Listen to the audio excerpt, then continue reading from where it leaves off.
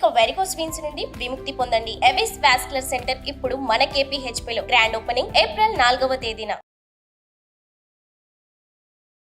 Welcome to our channel. ఈ రోజు మనతో పాటు రమగారు ఉన్నారు. నమస్తే రమగారు. నమస్తే జయ. రమగారు, శని త్రయోదశి కి కొంచెం ప్రత్యేకమైన స్థానం ఉంది. అసలు మిగతా దేవుళ్ళకి, సాయిబాబాకి కొంతమంది భక్తులు, వెంకటేశ్వర స్వామికి కొంతమంది భక్తులు, అమ్మవారికి కొంతమంది భక్తులు మనకి కనిపిస్తారు. పరమ భక్తుల కథలు కూడా మనం కొన్ని చెప్పుకుంటూ ఉన్నాం. కానీ శనీశ్వరుడికి ఇలాంటి భక్తులు ఉన్నారా? అంటే ఇంత ఇష్టంగా కులదైవంగా కానీ ఇష్టదైవంగా కానీ కొలిసే వాళ్ళు ఉంటారా? ఆయన పేరు అనగానే చాలామంది భయపడిపోతూ ఉంటాం. సహజంగా అమ్మో ఆయన ప్రభావం మనం, మిగతా దేవుళ్ళ అందరి ప్రభావం మన మీద ఉండాలని కోరుకుంటాం, ఈయన ప్రభావం మాత్రం వద్దని కోరుకుంటాం, కష్టాలు తప్పు అనేసి. కానీ మరి శని త్రయోదశికి ఉన్న ప్రత్యేకత ఏంటి? ఈ రోజు ప్రత్యేకంగా పాటించాల్సిన నియమాలు కన్నా అలాంటివి ఏమైనా ఉన్నాయంటారా? శనిదేవుడు అంటే ఎందుకు మిగిలిన వాళ్ళకి భక్తులు ఉంటారు, శనీశ్వరుడికి ఎందుకు ఉండరు? శనీశ్వరుడిని దైవంగా భావించడానికి వీల్లేదు కదా. ఆయన నవగ్రహాలలో ఒకడు గ్రహం.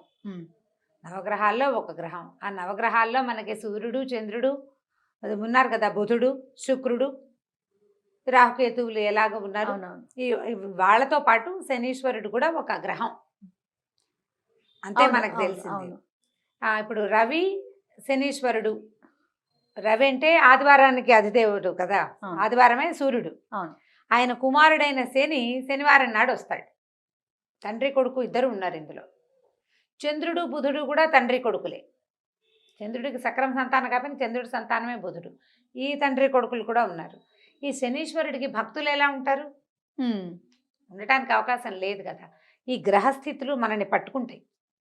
అప్పుడప్పుడు ఈ గ్రహం మారినప్పుడు, లేదా కొత్త గ్రహం, లేదా మన గ్రహాలు నీచంలో ఉన్నప్పుడు, ఉచ్చంలో ఉన్నప్పుడు వాళ్ళ ప్రభావానికి మనం లోనవుతాం. ఇప్పుడు కాలమాన పరిస్థితులను బట్టి మన గ్రహాలు మారిపోతూ ఉంటాయి. వాటి ప్రభావానికి లోనవుతాం మనం.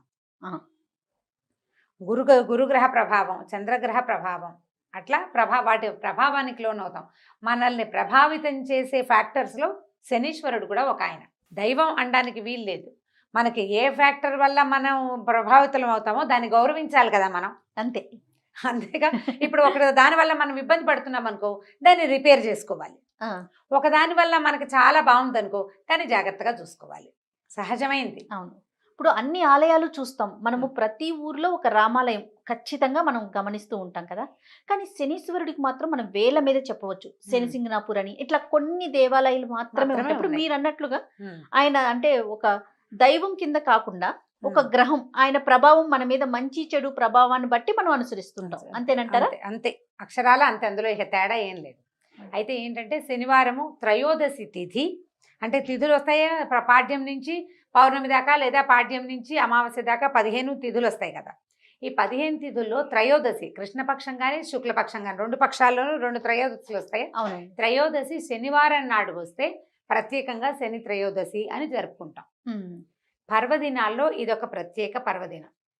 ఈ శని త్రయోదశి నాడు శివాభిషేకం చేసిన, రుద్రాభిషేకం, పరమశివుడికి అభిషేకం చేసిన, లేదా శనైశ్వరుడికే ఏదైనా అభిషేకం చేసుకుంటే శని వల్ల తమకు కలిగిన ఇబ్బందుల నుంచి కొంత బయటపడతామని, శని ప్రభావం మన మీద కొంచెం గబగబా వెళ్ళిపోతుంది అని. ఇప్పుడు శని అని చెప్తామా? ఈ శని అంటే అదేదో విచిత్ర పదార్థం కాదు. శనైహి చరతీతి శనైశ్చరః అని చెప్తారు. మెల్లిగా నడుస్తాడు. శని దశ నిదానంగా వెళ్తుంది, మెత్తగా నడుస్తుంది. మందుడు అంటారు, మందేశ్వరుడు అంట. మందగా అంటే తాపీగా కదులుతానమాట. మిగిలిన కాలాల్లాగా చకచకలాడదు. శని పట్టిన రోజుల్లో మనకు శనిగ్రహంలోకి మనం వెళ్ళినప్పుడు, అంటే ఆయన తాలూకు ప్రభావానికి గురైనప్పుడు ఆ కాలం నిదానంగా గడుస్తుంది. కానీ మనం ప్రత్యేకంగా చెప్పుకోవాల్సింది ఏంటంటే శనేశ్వరుడు ఈయన ఏంటంటే ఒక ప్రత్యేకమైన దేవుడు. కష్టపడ్డం నేర్పిస్తాడు మనకి. లోకంలో మనం చెప్పుకుంటాం చూడు, బాగా కష్టపడ్డం అలవాటు ఉన్నవాడు పెద్దయ్యాక సుఖపడతాడు, ఎక్కడైనా బతికేస్తాడు. సుఖపడ్డం సులువు. అదే ముందు నుంచి సుఖపడ్డవాడు కష్టపడాలంటే ఏడ్చిపోతారు. శని దశలోకి వెళ్ళి అంతర్దశల్లోనూ విదేశాలలోనూ శనికి ప్రభావానికి లోనైన వాళ్ళు తర్వాత రోజుల్లో బాగుంటారు. బాగా కష్టపెట్టి తర్వాత మంచి ఫలితాన్ని ఇస్తాడు శనేశ్వరుడు. జీవితాన్ని నేర్పిస్తాడు. నువ్వు కష్టపడి పనికి ఫలితాన్ని తీసుకో. అది ఎంత మంచి సింపుల్ సంగతే కదా. కాకపోతే ఇది పట్టి అది ఆ దశలోకి వెళ్ళినప్పుడు ఒక్కొక్కళ్ళకి ఒక్కో జీవితానికి సరిపడా, ఒక్కొక్కళ్ళకి అంటే ఎంత చెట్టుకు అంత గాలి అనుకుంటామో మనం, అట్లా వాళ్ళ గ్రహాలను అనుసరించి ఈ శనేశ్వరుడు ఎవరితో కలిసి ఉన్నాడు, ఎలాంటి సమయంలో వచ్చాడు, దాన్ని బట్టి మన తాలూకు కష్టాలతో ఇబ్బందులతో పరంపర ప్రెషరు అవి ఎక్కువ అవుతాయి. అలాంటి వాళ్ళు ఈ శని త్రయోదశి నాడు ఏదైనా అభిషేకం కానీ పూజ కానీ ప్రత్యేకంగా దానాలు కానీ చేసుకుంటే బాగుంటుంది. ఇప్పుడు పెద్ద పెద్ద రకాలు చేయగలుగుతారు, చేయలేకపోతారు. దేవాలయానికి వెళ్ళి శివుడికి అభిషేకం చేయించుకున్నా, రుద్రాభిషేకం తైలాభిషేకం లాంటివి ఏమైనా చేయించుకున్నా, శివుడికి అభిషేకం చేసినా శని శాంతిస్తాడు. శనికే ప్రత్యేకంగా చేసుకోగలిగితే ఇంకా బాగుంటుంది. దేవాలయాల్లో నవగ్రహ మండపాల్లో శనేశ్వరుడు ఉంటాడు. శనివారం నాడు నల్లటి వస్త్రం, నల్లటి నువ్వులు, నీలం కూడా నలుపు నీలం ఆయనకి ఇష్టమట, నువ్వుల నూనె, నల్ల నువ్వులు, నల్లటి వస్త్రాలు వీటిని దానం చేయటం, గొడుగు, నల్లటి గొడుగు అవి కూడా దానం చేస్తే ఎవరికైనా ఉపయోగపడేందుకు ఆ వస్తువుని ఇస్తే కనుక దానివల్ల మనకి కొంత ప్రయోజనం చేకూరుతుంది. శని దశల నుంచి బయటపడతాం. ఈ సంవత్సరం మన కార్తీక మాసంలో 2 శని త్రయోదశులే వచ్చినాయి. ఆల్రెడీ ఒక శని త్రయోదశి శుక్లపక్షంలో అది వెళ్ళిపోయింది. కృష్ణపక్ష శని త్రయోదశి నెల కూడా చివరికి వచ్చేస్తోంది కదా. అవునండి. ఈ నెల కాలం అంతా అంటే ఈ త్రయోదశికి ముందు దాదాపుగా 27 రోజులు అయిపోయినాయి కదా. ఏమీ చేసుకోలేకపోయిన వాళ్ళు కూడా శని త్రయోదశి నాడు గనక ఆ శివాలయానికి వెళ్ళి కాస్త రుద్రాభిషేకం లాంటివి ఏమైనా చేయించుకుని, శనికి కూడా మనకి ఏదైనా అవసరం ఉంటే ప్రత్యేకంగా చేయించుకుంటే శనేశ్వరుని సమస్య తగ్గుతుంది. మనకి ఈ కార్తీకంలో ఈ రుద్రాభిషేకం, శివాలయ దర్శనము, శివాలయంలో ప్రాంగణంలో దీపం వెలిగించిన ఫలితం ఇవన్నీ దక్కుతాయి. చివరి రోజుల్లో అయినా కూడా ఆఖరి రోజునైనా మనం దాన్ని యూటిలైజ్ చేసుకోవచ్చు. మంచి పద్ధతి. అయితే ఈ శనేశ్వరుడి సంగతి మీకు డౌట్లు ఉన్నాయి ఇంకా? అదే అసలు ఈయన పుట్టుక, ఈయన క్యారెక్టర్ అంటే ఈయన మనస్తత్వం ఏంటి, వాటి గురించి తెలుసుకోవాలని ఒక ఆసక్తి రమ్మగారు. 2 చాలా సింపుల్ కథ ఇది. సూర్యుడికి సౌమ్యాదేవని భార్య ఉండేది. ఆయన సూర్యుడు ప్రచండమైన వేడిమి కలిగినవాడు కదా. ఆవిడకి ఎప్పటికీ 2 పిల్లలు కలిగారు, యముడు యమి లేదా యముడు యమున, 2 సంతానం ఉన్నారు. ఈ సౌమ్య ఆవిడ భరించలేకపోయేది ఈ వేడిని. ఎప్పుడు కాలుతూనే ఉండేవాడు నిరంతరం. సూర్యుడు ఏంది నిత్యం అగ్నిగోళం కదా ఆయన. ఆవిడ వేడిని భరించలేక ఎక్కడికైనా వెళ్ళిపోయి సేద తీరాలనుకుంది. ఏం చేసిందట, తన ఛాయ, తన నీడని తీసి, నీడని నా బదులు భర్తతోటి ఉండమని నీడని అక్కడ పెట్టి ఆవిడ వెళ్ళిపోయింది సౌమ్యాదేవి. వెళ్ళిపోయి ఏంటంటే ఆవిడ వేడిని భరించలేక సముద్ర తీరంలో విహరిస్తూ ఉండిపోయింది అనమాట. ఈ ఛాయాదేవి ఇక్కడ ఉండిపోయింది.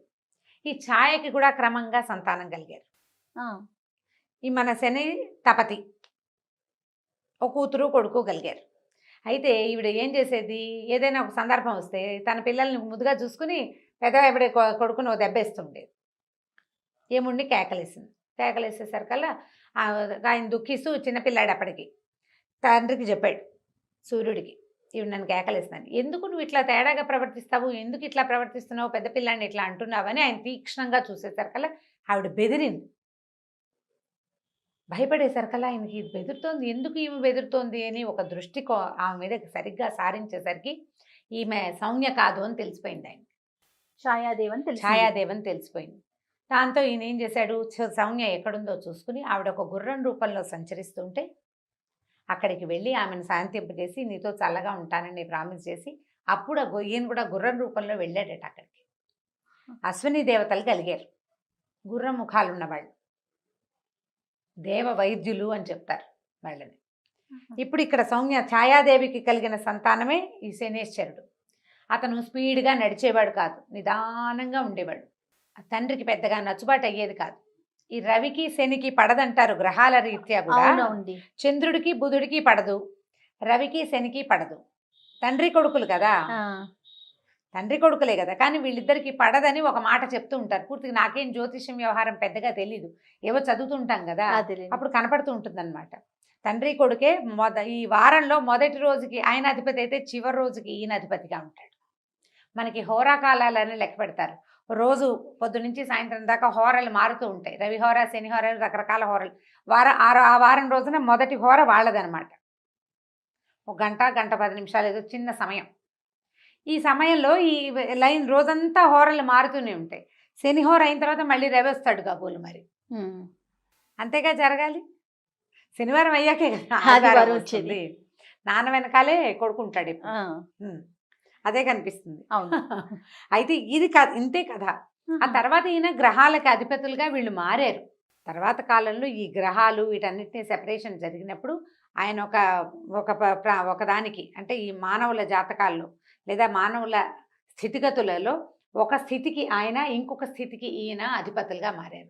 నువ్వు మానవ జీవితం తీసుకో, పుట్టిన దగ్గర నుంచి మరణించేదాకా అంతా మనకు తెల్లంగా కనపడుతుందా? కనపడదు. ఇవాళ ఇక్కడ ఎక్కడో పూరి గుడిసెలో మారుమూల ఇంత పిల్లవాడు పుడితే వాడు మహారాజు అయిపోతాడు.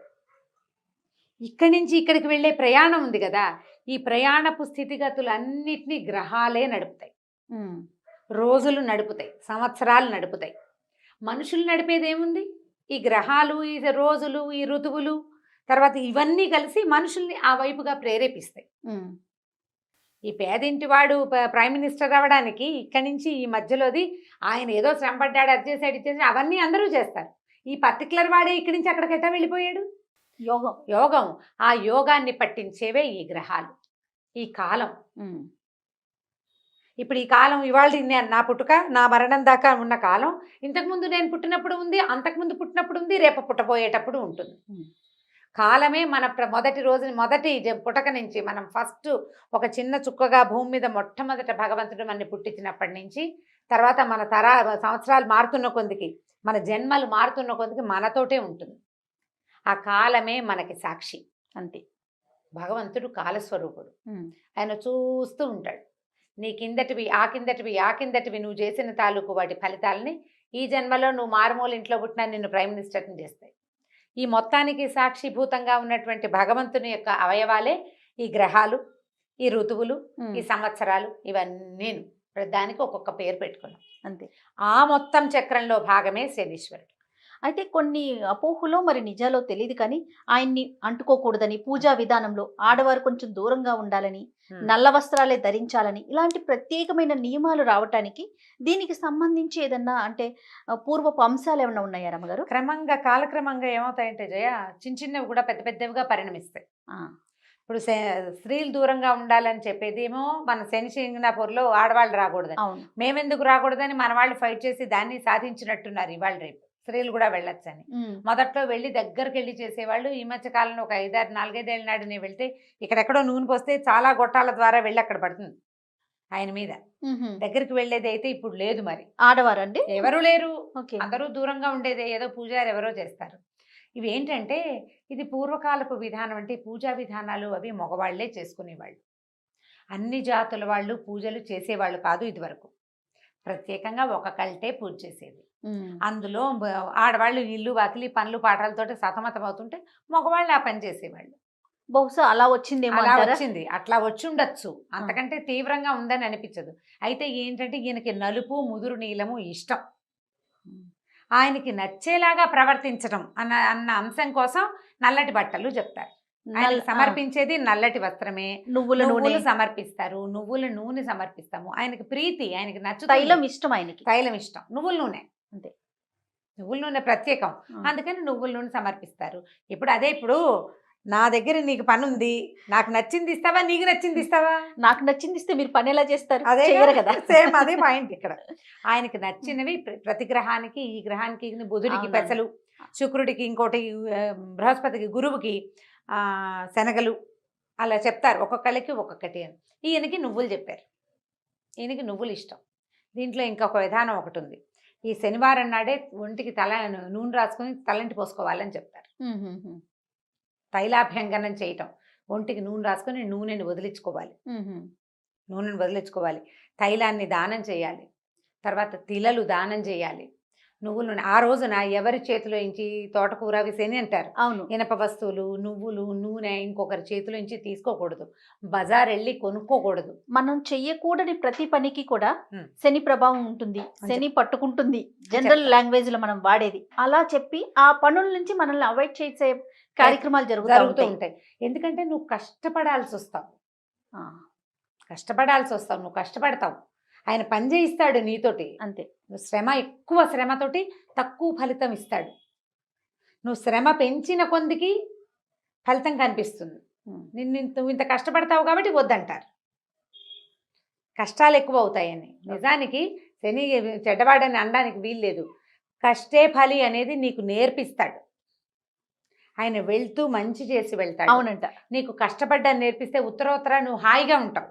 ప్రతి జీవి మీద ఆయన ప్రభావం ఉంటుందని ఉంటుంది. వింటాం కదా రమగారు. ఉంటుంది. ప్రతి జీవి మీద ఆయన ప్రభావం ఉంటుంది. ఆఖరికి దేవాధిదేవుడైన పరమేశ్వరుడు కూడా ఈయనకి లొంగిపోయాడని అలాంటి బోల్డన్ని పురాణ గాథలు ఉన్నాయి. ప్రధానమైంది శనివారం నాడు తైలాభ్యంగనం ప్రాక్టీస్లో పెట్టుకోవాలి ఎవరైనా. దానివల్ల 2 బెనిఫిట్స్ చెప్దాం చూడు. ఇప్పుడు శనికి ప్రభావము అవన్నీ నువ్వు లోన్ అవ్వవు, నీకు లేవు అవేవి. నూనె రాసుకొని స్నానం చేయటం వల్ల ఫ్రెష్గా అవుతావు. రిఫ్రెష్ ఇంట్లో నుంచి బద్ధకం తగ్గుతుంది. కొవ్వు అక్కడక్కడ ప్యాక్ చేయబడి ఉన్నది మూవ్ అవుతుంది. నువ్వు అలవాటుగా చేస్తావు, శుభ్రంగా ఉంటావు, ఆరోగ్యానికి మంచిది. ఇది మంచిదే కదా. ఆరోగ్యమే మహాభాగ్యం మహాభాగ్యం. ఇవాళ రోజుల్లో. అవును. కాబట్టి తైలాభ్యంగనం శనివారం నాడు నెత్తికి నూనె పెట్టుకోవటం, చెవిలో కొంచెం నూనె వేసుకోవటం, చిన్నపిల్లలకి ముక్కులో చెవిలో కూడా నూనె వేయటం. మరి చంటి బిడ్డలకి డాక్టర్లు వద్దంటే మానేయండి, కానీ కాస్త పెద్దవాళ్ళకి వేయచ్చు, పర్వాలేదు. చక్కగా బాగా నువ్వుల నూనె ఒంటికి అంటేలాగా మద్దం చేసుకోవటం, సున్నిపిండి పెట్టి చక్కగా దాన్ని వదిలించుకోవటం, బాగా నలుగు పెడితే చర్మం కాంతి దేరుతుంది. దానివల్ల మీకు ఉత్సాహం వస్తుంది, మంచి నిద్ర పడుతుంది. మర్నాడు ద్విగుణీకృత ఉత్సాహంతో పనిచేస్తారు మీరు. మర్నాడు రవి కదా వచ్చేది, రవి నాటికి స్పీడ్గా ఉంటారు, పని చేయడానికి సిద్ధంగా ఉంటారు. అందుకని ఈ శనివారం నాడు ఇది చేసుకోవాలి. ఇవి మంచి పనులు. ఈ రోజున గనక మనం శని త్రయోదశి నాడు గనక ఏ చిన్న దైవ కార్యక్రమం చేసినా అది ద్విగుణీకృతమైన ఫలితాన్ని ఇస్తుందని చెప్తారు. కొన్ని వస్తువులు కొనుక్కోకూడదని పెద్దవాళ్ళు చెప్తే ఎందుకు అని అనకుండా మానేస్తే సరిపోతుంది. ఇవి చేయనాయినా అని చెప్పారు, ఎందుకు అని అడద్దు, చేసేయండి. చేసేస్తే వచ్చే మంచి ఏదైనా వస్తుంది, లేకపోతే పనైనా అవుతుంది కదా, కనీసం పనైనా అవుతుందిగా. కాబట్టి చేసుకోవచ్చు. ఈ శని త్రయోదశి ఇంకొక ఉంది కదా ఈ నెలలో, కార్తీక మాసము, శని త్రయోదశి, శనివారము త్రయోదశి విశేషమైనది. కాబట్టి ఆ ఒక్క రోజైనా ఈ నెలంతా వెళ్ళలేకపోయినా శివాలయ దర్శనం తప్పనిసరిగా చేయండి. మనకి శని దశ ఉన్నా లేకపోయినా కూడా శివాలయ దర్శనం చేయటము, రుద్రాభిషేకం తీసుకోగలిగితే చేసుకోవటం, లేకపోతే కనీసం స్వామిని దర్శించి తీర్థప్రసాదం స్వీకరించుకోవటం, విభూది తీసుకోవటము, దేవాలయంలో ఒక దీపారాధన చేయటం. దానివల్ల ఏవైనా గ్రహదోషాలు ఉంటే అవి సమసిపోతాయి. శివానుగ్రహం, అఖండమైన ఐశ్వర్యము లభిస్తుంది. శివాలయ దర్శనం అత్యద్భుతమైనది త్రయోదశి నాడు. తప్పకుండా రమ్మగారు. అయితే ఈ శనీశ్వరుని గురించి మరిన్ని పురాణ కథలు ఉన్నాయని ఇప్పుడు ఇంతకు ముందే చెప్పారు మీరు. రాబోయే వీడియోస్లో 1-2 మనం ప్రజెంట్ చేద్దామండి. నమస్తే రమ్మగారు. నమస్తే. ఇక ఈ వీడియో కనుక మీకు నచ్చినట్లయితే లైక్ చేయండి, షేర్ చేయండి. మరిన్ని వీడియోస్ కోసం మా ఛానల్ని సబ్స్క్రైబ్ చేసుకోండి.